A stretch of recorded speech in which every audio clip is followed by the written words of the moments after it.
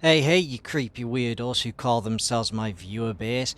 It's your favourite disembodied voice on the internet, Phil Flanagan. So I took a moment out of my weekly schedule of huffing paint fumes to get back onto the final Scorn video I'm going to make before the game actually comes out. If you'll remember, in my last video I made a request for people to submit their own Scorn theories because I've been getting quite a few. And here I do want to present some of the theories that people have been putting in my comment section. I did also ask Twitter, on Twitter, if anyone had any theories, but funnily enough, the only person who actually replied to that tweet was the official Scorn Twitter account, which I'm still waiting to hear what their theories on the game are. I expect it's very little, they don't even know what's going on. So Twitter wasn't helpful, which isn't surprising. Although recently Scorn on Twitter has had this weird obsession with Wordle. Now I don't know what Wordle is, I don't know anything about it. I assume you're supposed to find a word out of a thing or whatever. Anyway, they have this specific obsession with Wordle 468. I looked it up and it just means scorn. So I'm going to guess that that's why they took an interest in this. But this poor person, Mama DCI, you know, just going about a fun little internet games on Twitter, and then all of a sudden, these psychopaths just mention them about their evil psychotic project. I love the Scorn devs. Anyway, so I'm going to go over a few of the theories people put in my comment section. If you see your name here, then hello, you've made it into one of my videos. Now, I was going to go through Transhumanist Gamer's comment section as well, and maybe talk about some of his theories, but at the same time I thought, nah, those are his videos, he can sort that all out himself. Though the first one that I want to go over is not actually from a YouTube comment section, it's actually from Reddit. This was the only thing that I could actually find if I searched up Scorn Theory. And I actually wanted to discuss it because it's one of the, the oldest I could find from 5 years ago. This theory reads, after watching the latest trailer a few thousand times, I revised my theories on the Scorn setting. Initially, I thought this took place in a universe where some eldritch biological titan or biological force such as the Flood, Tyranids, or Zerg, etc. If you don't know, those are like big, from different sci-fi stuff, Halo 40k and StarCraft, the big, many bodies, single entity kind of creatures, had essentially taken a liking to creating life and testing their specimens through trials. Kind of a what if the Flood thousands of years later, the Gravemind decides to create out of curiosity, need, or boredom. After seeing the new footage, I think it would be best to point out some surprising details. Now, if what we're about to read from this fella is almost in line with what I pointed out earlier, though I don't think it's some greater intelligent being who's like doing it intentionally. I think the idea is it's just happening because this is just the natural process of things. But let's take a look at his points because he's neatly put them into parts, and I'll explain what I think about the different parts as it goes on. Redweed. What? They actually call it the Red Web, by the way. Redweed is from War of the Worlds. There is clearly an unintended/unwanted infestation going around, meaning another organism has invaded, containment was breached, or maybe a strain of organism went rogue in some sort of cosmic mutiny. Now, this is a theory that I've mentioned, and a few other people in my comment section mentioned. There's somebody in my comment section who explained it a lot better, and so I think this one will be a good one to come back to. Number 2. Very human. The protagonist, now at least from the POV, looks quite human, making me think it takes place in the distant future or even a very distant past. Humanity origin story, ? This could point to the protagonist going through a or multiple metamorphoses sometimes in the game. Maybe the very early version is a most infected man who managed to cleanse himself later. That's not entirely true because we can see that these Scorn people are, developed here. This points to the idea that many humans are in some sort of stasis and the protagonist managed to wake up in time before being totally infected. Maybe Poggai is one such individual who became totally infected or gave into it. could the he put infected. I think he meant to put infected chickens be actual birds who infected and modified during stasis? A less likely thought, but one like this is the player controls two different beings and alternates playing each one chapter by chapter. Now, first off, about the infected chickens, if you've ever watched my videos, then you'll notice I call them chuckoos. Now, if you want to know why I call them that, it's just because me and my friends back in school used to come up with stupid names to things, like we called spiders skitty skitties, or we called bees bumblebugs. And then we were just watching. I was just watching the video. I think it was was it 2015 when. No, it was a 2017 trailer, actually, where they showed like, one that looked like a chicken. I just called it a chucku out of nowhere, and the name kind of stuck. And so now and one of my friends just started calling them all chuckus, and so now they're all chuckus, right? That's not debatable. That is not a debatable point. All of these little monsters that have to do with this red flesh are called chuckus, and you're gonna deal with it. But I think, like with all of these theories, is they're going to be almost right.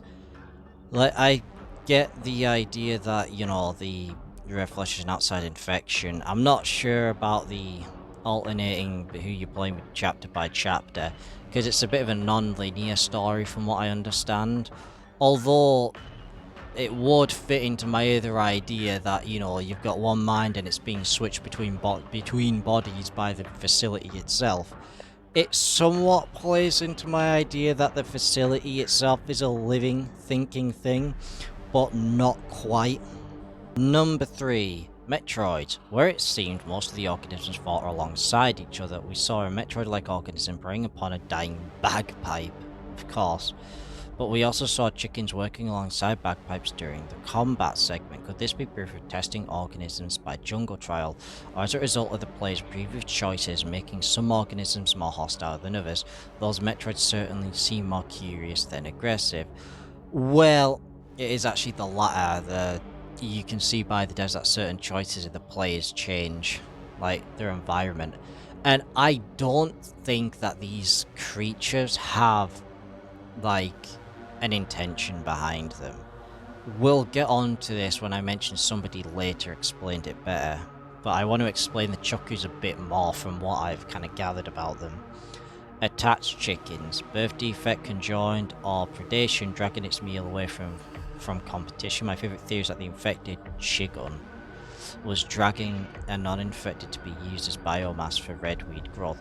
That's actually not true. It's just the fact that they like merge with each other to form these red, you know, these red pipes, and so a lot of them were those two. The one that was dragging another one behind it was in fact, you know, just melting into another one so that they would form, you know, the long chains. 5. Sealing Penis of Doom. What an interesting title. My first thought was, oh, it acts as an ambush predator. Thought, what are the odds of its remnants of an infected or normal security system? Well, that's true, because the sealing penises don't necessarily like have to be a part of the redweed. They could be something else. They do seem to form with it, so maybe they are, but they could be something else, some sort of security system. But they could also be like a natural defensive system that this red fleshy thing forms. I do think it's some sort of super organ, like these chuckus are somewhat of like cells in a body, and then it forms some sort of super organism. I don't think, or I wouldn't think it's the big guy there, because he doesn't, you know, feel like it. He doesn't have that same aesthetic that the other chuckies do, so I don't think he's the super organism they're forming, but we'll get onto that. 6. I nearly forgot the gauntlet console. One that was clearly made to fit like a glove or humanoid hand. As much as I don't want to be true, it points to the structures being humanoid in origin. But what are your thoughts? I highly appreciate feedback.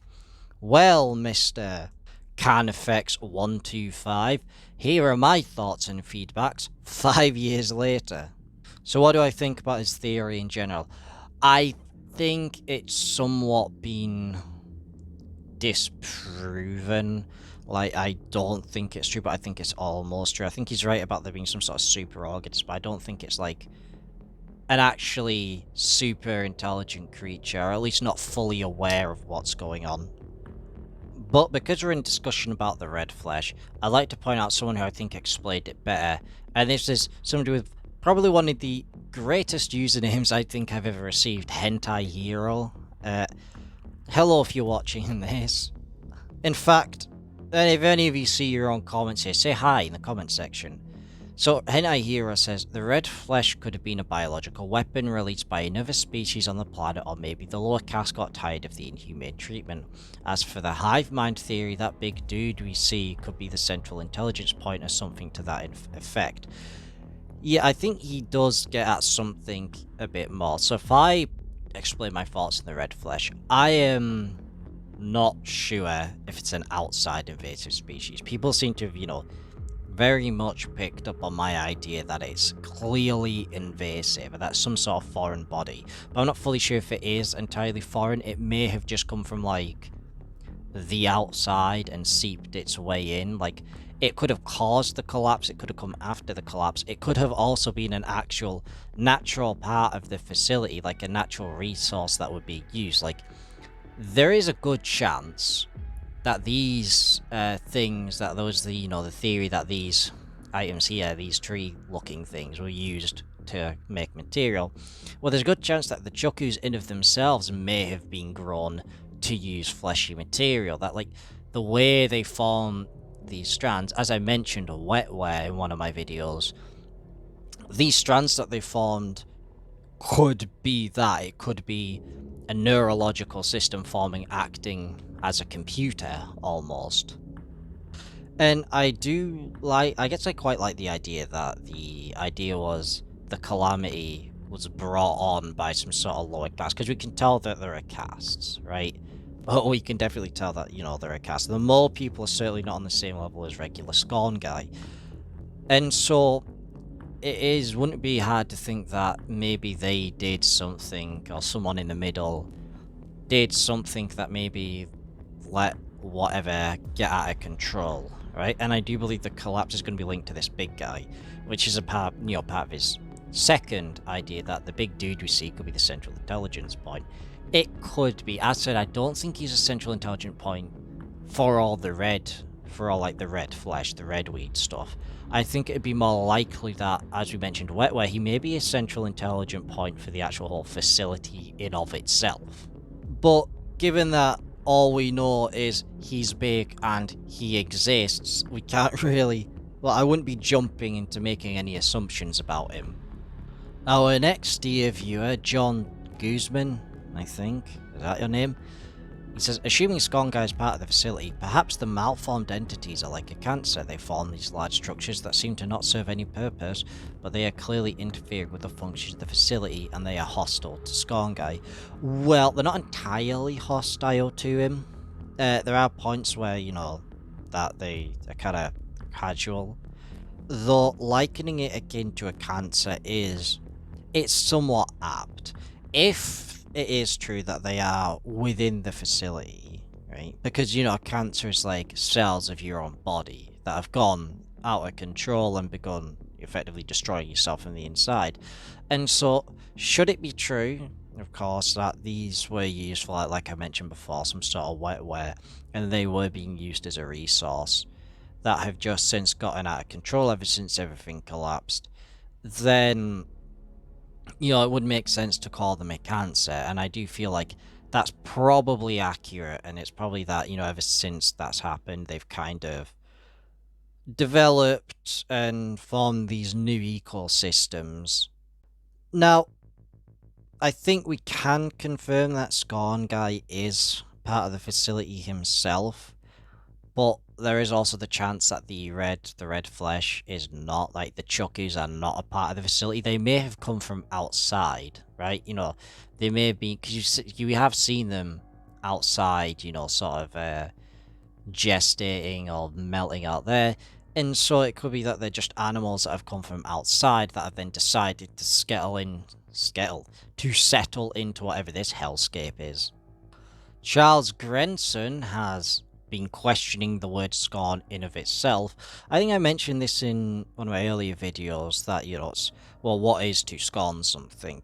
But I guess he's asking, what is the scorn directed towards?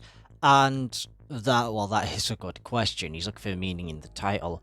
I think, personally, that it's more Scorn Guy himself, the guy we play as, and I think the idea is it's his scorn and his hatred towards the world that he's been thrust into. And I think hatred is going to be a very big emotion that may come up a lot in the game. Although Maria, hello again Maria, has a theory underneath him where they talk about that, you know, they feel like the Scorn race had some sort of dislike or hatred for life or flesh or whatever and molded it together with metal to create their megastructures. I'm not sure if that would, you know, incite hatred. I mean, granted, I could see why that would lead to them, like, torturing things, mind you. But I feel like, you know, if they're going to use it for structures, it's going to be more of a indifference, really, to suffering or not. Although, mind you, I could be wrong. There is a lot of needless suffering in this game. And in fact, just as I was recording this, I've noticed that they actually carried on the conversation. Charles says, I'm not sure, but I had the feeling that it's Scorn Guy who accidentally started the whole fleshy gore mess. You can see that the prologue is not looking the same as the rest of the game. Yeah, but as I mentioned, I feel like that's just because it's different Scorn Guys. Yes, it is abandoned now, but there's no organic growth anywhere. We don't know how long he was trapped on the floor when the pillar exploded. Somehow the white goo kept him alive, but maybe it created something terrible elsewhere. Let's say the pillar was connected to some kind of pipeline. Maybe the white goo spread to other areas as well. Marie just replied a nice theory. I disagree. I personally believe that the goo or whatever the F is some sort of toxic material. Well, I guess it'll be what purpose does the goo have? It looks like they're actually using it to spray these trees with, so it may be some sort of food. Like, in fact, no, here's what it probably is. You notice how they look like they were using the dead bodies for it? Well, you can use dead bodies for, like, compost and shit. That's probably what it is. And they were spraying it on these trees to grow them for what everyone seems to be assuming is building material. So the white fluid is probably compost. But to take a deeper look into what Charles is saying, that Scorn Guy accidentally started the whole fleshy gore mess, I'm not entirely sure about that. There's no real evidence, and it's probably a different Scorn Guy in the prologue to what we play as throughout the rest of the game, I think. However, I do think that there is probably, because people seem to be catching on that there's a very likely chance we'll be coming back to that prologue section. So you are probably correct in that Scorn Guy does something, probably not as major as that, but something that is going to affect the character that we play as later on. I think I would be confident in saying that. So I think Charles is right about that, just not that I don't think it caused the fleshy stuff. I think it probably caused something else that we're going to experience later on. But as said, with a lot of these theories, me included, we're all probably going to be almost right, I think. To look back at what John said, Cagney Billingsley, I'm hoping I pronounced that right, has got his own theory on he appears foreign to this world's functioning. I think he's a working clone, whereas the others are failed ones. However, he was activated when the entire society had already broken down and no one is around anymore. This game might be a commentary on the fall of Western civilization. The funny thing was that last bit, the fall of Western civilization, because I mentioned it in my philosophy video that a lot of the people who, you know, were the inspirations of it had problems with, like, decadence and mental illness. It's like, where I feel like that in of itself may be a commentary on things like the sexual revolution which was happening at the time. And so, you know, if you were like much older, you in the 1800s, and you looked at Western society now, you probably would say it was in a collapse compared to what it was.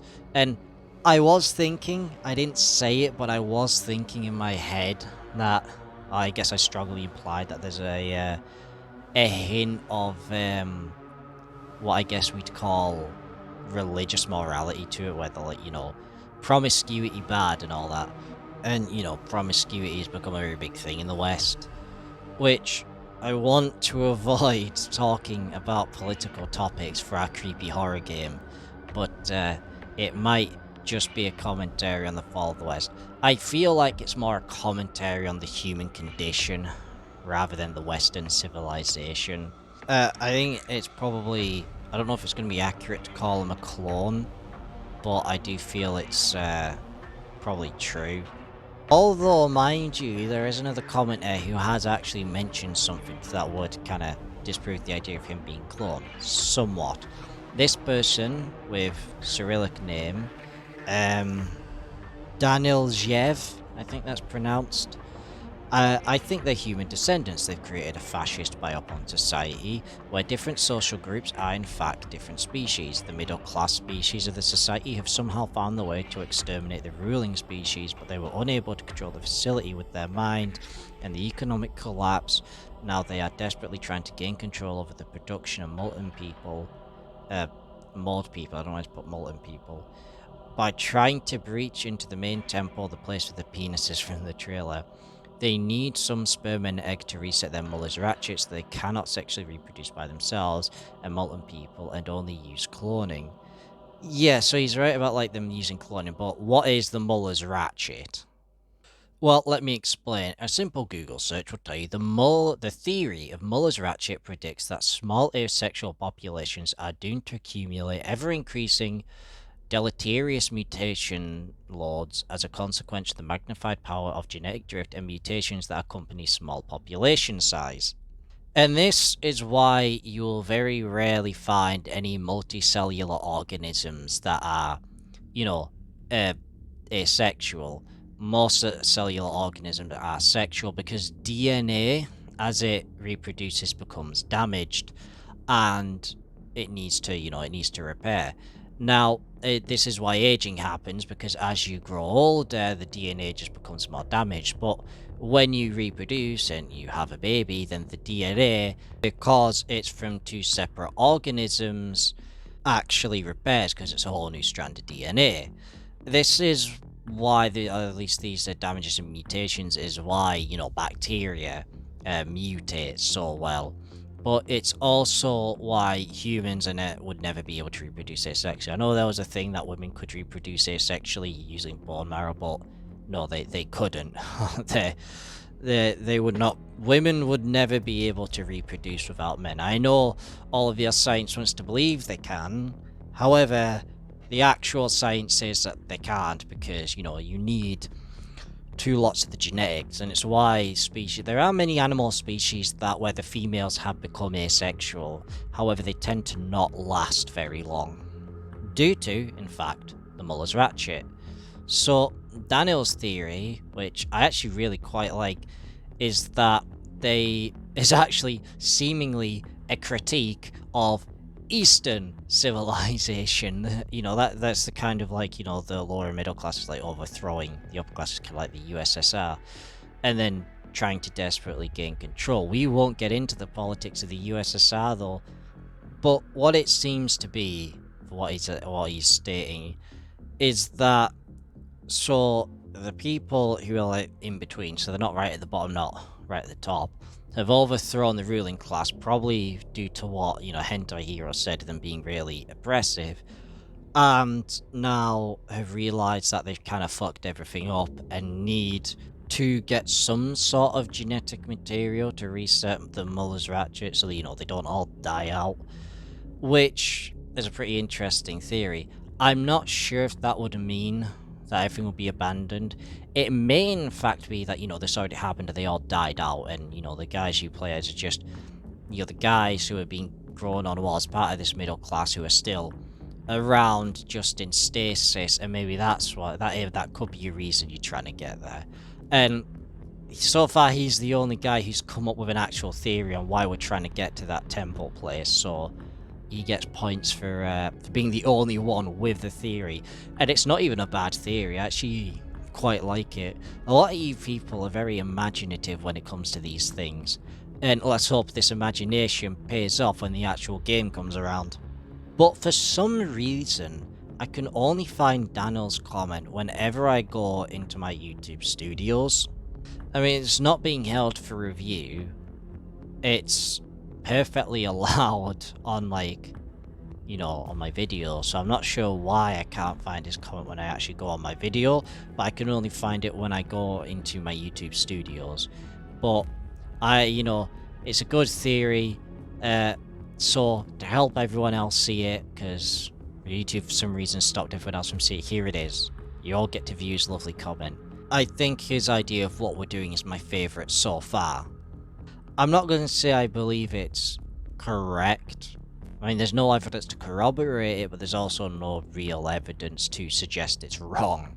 So, it could be true, it could be wrong, we don't know, but he's the only guy with an idea. But I feel like I would definitely agree that those big temple areas would certainly be for whoever, you know, ruling this was the upper classes were. Though I'll let his comments simmer with you. For now, we're going to move on to a USA tank, whose profile picture is an M1 Abrams, which is in fact a US tank, who is very lucky to have made his way into this video because, well, he only commented about 2 hours before I started recording. He says, "I'd like to think Scorn is just a take on the major companies in our time." There seems to be a big thing with people assuming this is criticism of Western civilization.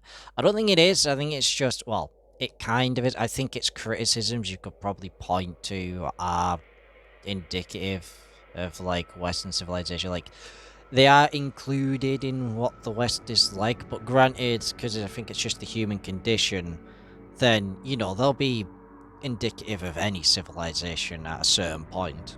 But to be honest, if a lot of modern companies had the technology to do it, they probably would. It feels like a lot of the tech companies nowadays, like, you know, where they're making the, like, AI that can make art, it feels like they don't exactly ask whether they should, they simply ask whether they could. Anyway, he's just excited to see the whole game. And yeah, well, so am I, because I'm the guy who's going to be making theory videos on what the actual overall story is. There is one last one that I want to go over. Now, I will mention that a lot of comments of people giving long explanation of their theories have actually been deleted, which is almost upsetting to me, because many of them I didn't manage to screenshot before I got, you know, a hold of them. But a lot of them were actually really good, and I'm ashamed that I'm sad that some people deleted the comments, because I do actually want to read through your comments, and the more, you know, long-winded your theories are, the better they are, because, you know, they're going to have more depth, and I actually find them really interesting to read, so it's sad that some people do, you know, delete theirs. Like, a fella once deleted his comment. I read through it, but I didn't have the time to screenshot it. He was just going on about how he loved the artistic inspirations of Giga and all that, and was upset that, you know, people hadn't really, like, until Scorn came along, hadn't really formulated a good way to actually show off their designs and this sort of, like, artistic expression, right, until Scorn came along. And I had mentioned it before in my video about what makes Scorn so interesting, that the thing about Scorn, it's entirely this artistic design. Wherever you'd seen it before, like Pickle himself said that Giga was too big of an artist to just be known as the guy who designed the alien. It's because, like, you do have human characters and it's told from a human perspective. But Scorn is actually told from the perspective of the art itself. It feels like it's doing a much better job at trying to convey the message that these artists were actually looking at. And if you haven't seen my video on the inspirations and the philosophy behind Scorn, then you should go watch it. That video, in fact, has just about reached 3.1k views. So I think, you know, it's about time I officially call myself a Scorn YouTuber. One of only 2 on the platform, in fact.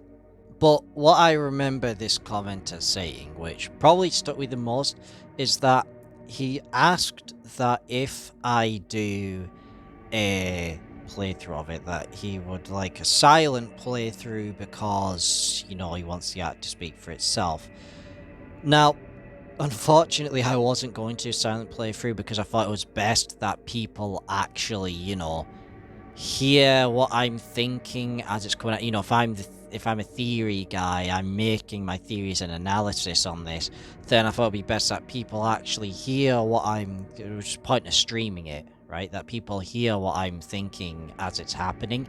However, making a sort of cinematic playthrough of it, right? Because as we're going to get on some commenters later, I do think that Scorn as a gameplay style may be, rather niche, but as a visual thing, right, as a thing, to just look at, like, all the footage of it has been absolutely amazing.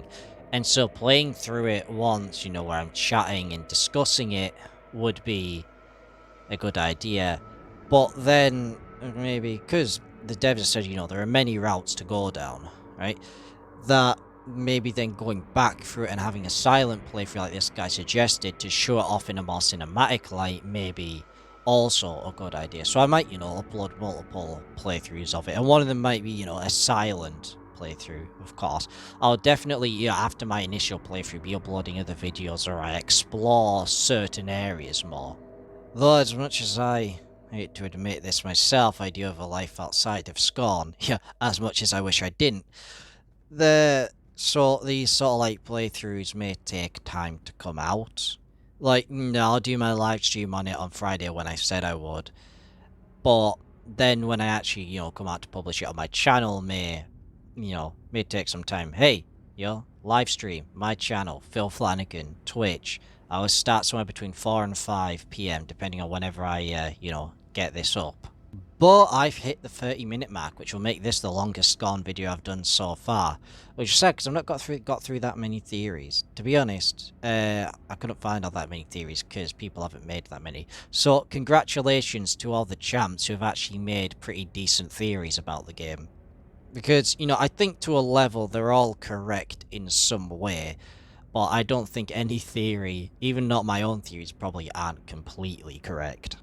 However, I do have one last comment to go through. Game looks boring and stupid AF. Sorry, but there is nothing in gaming that can shock anybody anymore nowadays. Now, all I can really reply to this comment with is a pouty face. Because, and this is something I want to bring up because it's something that's on my mind. He is, accurate, that a lot of it is like your opinion, right? And we can't really fault him for having his own opinion. If he finds it boring and he doesn't find it interesting, well then that's on him. The question then is, why are you looking at Scorn Theory videos? But that aside, right, I did mention this a little bit earlier, that the gameplay is probably going to be rather niche, which, it likely is. I've mentioned this quite a bit, that I don't feel like it will appeal to the general audience, and I feel like Deb Software may know that themselves. But I also don't feel like the point in of itself is just shock factor, right? I feel that's a perspective that is probably what's going to make you lost with the game. It's the reason I mentioned that I didn't like all the hype YouTubers who were playing this game and going, oh wow, look at this, isn't this so gosh? Because I don't think the point of the game is the shock factor. It's the artistic interpretation behind it. It's intentionally designed like this to make you feel out of place, like you don't belong. This isn't somewhere you should be. I feel like it's not designed to be gross, but to seem alien, and it's not supposed to make you feel gross, but necessarily uncomfortable and easy due to the fact that it's just an environment you don't recognize, you wouldn't gel well with, because that's not who you are. Which, is meant to go into the artistic messaging behind it. But as said, so I feel like this is a sort of people who, may enjoy watching it, but gameplay-wise, they, probably wouldn't be that interested. Which, is why the fella mentioning that I should do a silent playthrough would probably be a good idea, because people who may not be interested in playing the game itself may still find it a very interesting thing to watch. So you, dear viewer, don't have to worry about playing the game. Rather, you can watch my videos instead and be amazed with it that way. But I like something he doesn't. He's got an opinion, I can't fault him for that. But we may as well end this video, since I'm ending up the 34-minute mark. You may as well end this video with some nice comments. Skrilla says, love your take. So excited for the artistic game that feels so full of passion and humanity. Well, thanks, Skrilla. I only started doing Scorn videos about a month ago because Some of my friends wanted more analysis videos, and Scorn cropped back up, and so I thought it'd be appropriate to start talking about it more, because, you know, I was already trying to work on gaming videos and other analysis videos, and so I thought, you're Scorn would be the perfect fit. And it seems that my Scorn videos have actually gotten rather popular, and as a result, I have taken up this mantle of a Scorn YouTuber, and I shall provide the people with my theories and analysis. Although there is one last theory that I would like to go over. Chaba Yakal says, "You sound like an English/British transhumanist gamer," and Charles Gredden adds on to this by saying he's probably Scottish, with a disagreement on his theory. Well, now, you know, it's clear that you're all Phil Flanagan, he has some sort of British accent, but is it, you know, maybe it's Cockney, maybe it's Geordie, it could be Scottish, who knows? Scorn devs have certainly been very quiet on what kind of accent I have. The theory of whether I'm some sort of British transhumanist gamer, and also what part of the British Isles from, is one that we can neither confirm nor deny, and we're going to have to wait until the game comes out to figure that out.